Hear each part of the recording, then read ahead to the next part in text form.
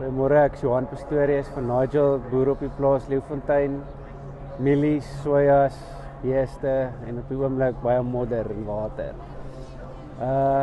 Soos gister die hele Nampo deur.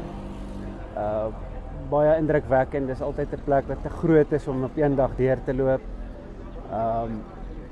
Wat vir my opvallend is hierdie jaar van Nampo is die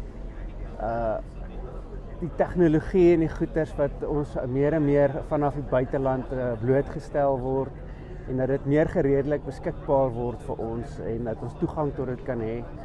Dit is nie altyd teen die beste pryse nie, dit kom altyd maar met 'n prys.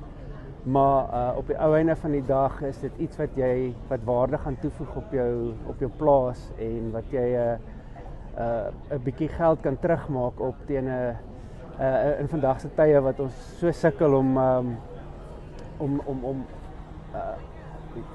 vooruitgang op die plaas teen 'n maklike tempo te kan doen, is daar's altyd toerusting wat jou kan help en waarmee jy beter af kan wees. So ja, kom Nampo toe. Ek dink is 'n voorreg vir ons om elke jaar hier te kan wees en om nuwe goed te sien en hier en daar ietsie nuuts te leer.